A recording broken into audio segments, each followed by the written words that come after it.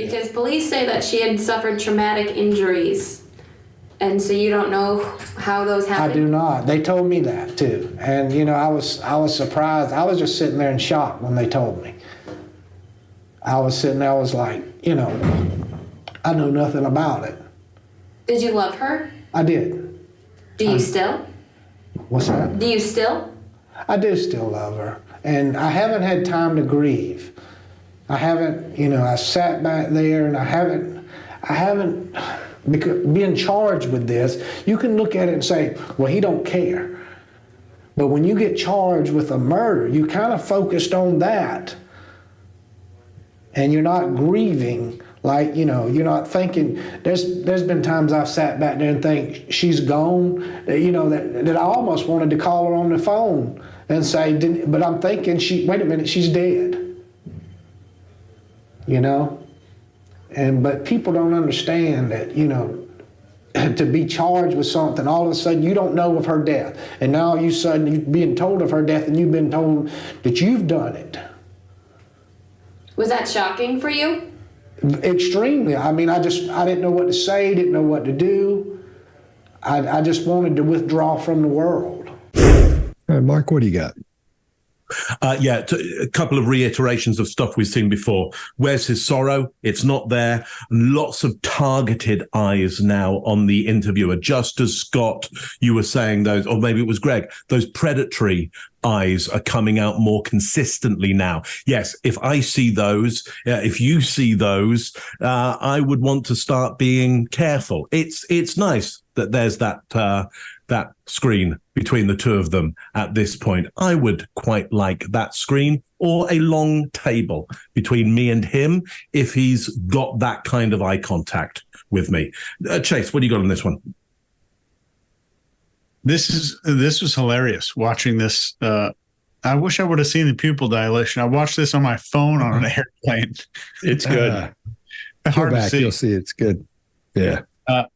There's emotional accessing here. You can see his eyes go down to the right into emotion. And this takes place the precise moment that a police officer is questioning him, and he's in a lowered position of power in that interaction.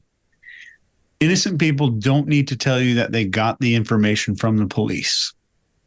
Guilty people will more often describe any details about the scene with lots of caution because they don't want to mix up their true knowledge with the facts of what they were informed about. This is a big difference here. And when he says, I do still love her, there's question repetition, there's no emotion, no description, and no change in tone. It's the same tone from talking about murder. Murder and love have the exact same vocal tone. And he's afraid to use the word murder. He uses the word death instead. So innocent people who he's pretending to be would be an emotional wreck. And they would also be trying to convince the public that there's a murderer out there who needs to be caught. Let's talk about another factor here. Chronic stress. Substance abuse and some other factors can further disrupt these neurotransmitter balances, which would exacerbate issues like violence and antisocial behavior. So, as an example, some chronic overstimulation of the dopamine system can lead to a decrease in dopamine function overall, which can contribute to this condition called anhedonia, which is a lack of pleasure or just interest in life in general. It's a very common feature in something called antisocial personality disorder. Greg, what do you got?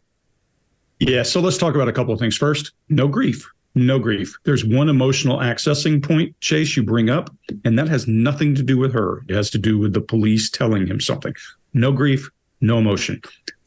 Let's go back a second, then we'll hit this last thing with her. But there's shock at traumatic injuries. It's feigned shock in that brow. I think it's either that or it's a combination of that and recognition that, yeah, she was damaged pretty badly. One or the other. Can't really tell because those look a lot alike. I know nothing about it. Is his first reaction? Not really. She had this happen. No emotion, none. Oh, and by the way, now I understand why his grief muscles aren't involved because he hasn't had time to engage them. That's the biggest sack of that I've seen in a long time. When you feel grief because of loss, all that stuff is innate in the being. It occurs. You don't have to sit around and go, oh, hold on a second, I need to grieve. I need to grieve. Grieving, yes, is the process, but grief is a thing. Grief overwhelms you and blankets you, and grieving is how you get through that process. That's how it works. This guy is just using words he's heard. I think he has lack of emotional attachment to people or things. Maybe he has to things. I don't know. But look, so now we know that the reason he's had this problem is because he hasn't had time to grieve. He also hasn't had time to do an emotional thought about her. Not one. We see contempt, disgust, derision, not emotion, ever. There's no residual grief in his face, so he's never felt it. Even when he says she's dead, there's no emotional accessing. And then he says it was extremely shocking. We always talk about residual emotions. If it was extremely shocking, I would tell you it was extremely shocking. Not it was extremely shocking. Scott, what do you got? All right. The police said, when the police said she suffered traumatic injuries, again, we said eye lock and the pupil dilation. And so she says, so you don't know how those happened, how the traumatic injury happened. And he says, I do not. Another non-contracted denial. He says, I was sitting there in shock when they told me. He doesn't look like he's in shock. He doesn't look shocked at any of this. Doesn't even look like this bothers him even a little bit. Nothing about her being killed. And he says he was in shock when they told him. He would be a lot quieter. There's a section here we hear fading facts here in a second. And it's on the I love you or I loved her. When he says that, it goes, yeah, I loved her. It goes, you hear fading facts there, which indicates a lot of times we see that as might be deceptive. Doesn't indicate it, but it's one of those things that comes along in a cluster of other cues that tell you that he may be being deceptive. So there's no shock. There are not any remnants of shock or horror over that. The first thing out of his mouth wouldn't be, I know nothing about it, when the cops tell him that. When they say, here's what happened to your girlfriend. She's dead and there's a fire and we think she got her, or what, she had traumatic injuries that killed her. You wouldn't say, I don't know anything about it. You'd say, what? Are you sure? What happened? How'd this happen? Did they catch who did it? Or did somebody do what? How does this, you'd have questions. You ought to be saying, it wasn't me. It's right out of the gate. That's kind of, that's assuming they would think that, because you're going to think the way you think. You're going to think they're going to think that as well. Then we see more of that little fake concern in his brow. Lots of duping delight in here, duper's delight.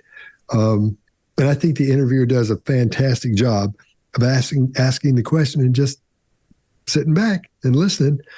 And he gets uncomfortable because now it's dawned on him what's happening, I think, that she's coming for him. And he hasn't realized it. She's asking all these questions that slowly but surely are pulling these little bricks off of his wall of all this confidence he's had so far, all the steepling and all that thumbs up and everything. And she's pulling that thing apart brick by brick. And he's just looked up and saw that most of his wall is gone right now. So he's starting to get a little concern going on here. And then, let's see where I've got so much stuff here. And then when he talks about wanting to withdraw, well, you wanted to withdraw and you're supposed to be grieving, but you want to be on TV too, huh?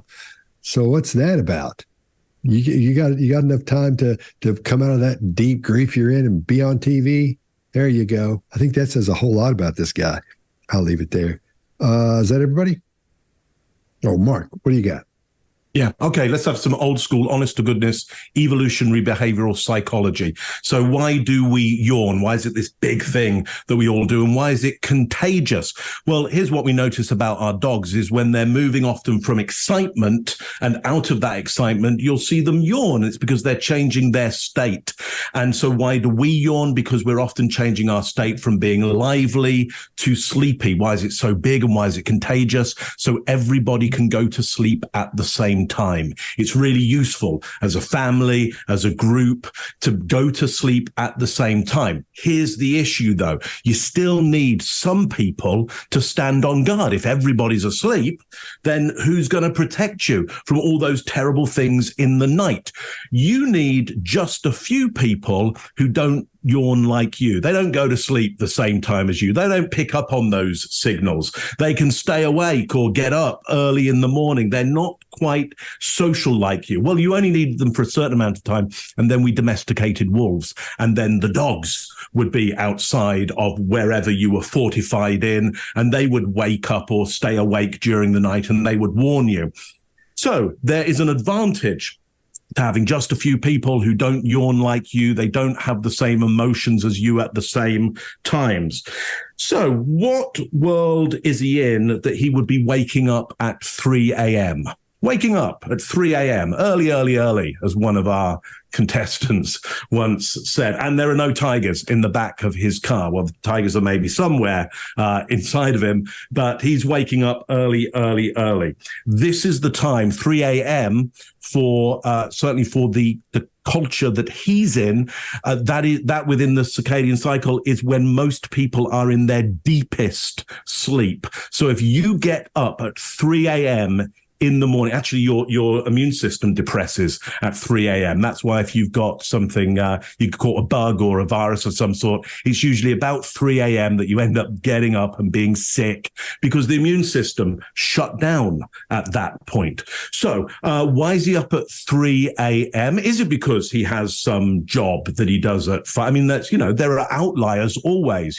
I'm doing this job at 5 a.m., at 4 a.m., at 6 a.m. Is it because of that? Is it because he's an insomniac, or is it because he's just plainly antisocial and he doesn't keep the same hours as everybody else, and he hangs around with the people who don't keep the same hours as everybody else, and they like to be up when everybody is in their deepest sleep because it gives them an advantage? This 3 a.m. situation, again, would hint for me around a potential antisocial behavioral or antisocial personality disorder. But this is behavioral. He's getting up at times when most people are their most vulnerable and least active, and he isn't the guard dog in this situation. He's the predator in this situation. Interesting. That's all I got on that one. One of those tape replays. Because police say that she had suffered traumatic injuries. And so you don't know how those happened? I do not. They told me that too. And I was surprised. I was just sitting there in shock when they told me. I was sitting there, I was like, I know nothing about it. Did you love her? I did. Do you still? What's that? Do you still? I do still love her. And I haven't had time to grieve. I haven't, I sat back there and I haven't, because being charged with this, you can look at it and say, well, he don't care. But when you get charged with a murder, you kind of focused on that. And you're not grieving, like, you're not thinking, there's been times I've sat back there and think she's gone, that I almost wanted to call her on the phone and say, but I'm thinking, wait a minute, she's dead. But people don't understand that, to be charged with something, all of a sudden you don't know of her death. And now all of a sudden you're being told of her death and you've been told that you've done it. Was that shocking for you? Extremely. I mean, I didn't know what to say, didn't know what to do. I just wanted to withdraw from the world. If you like this video, get the full body language breakdown and analysis on our main channel by clicking this video right here.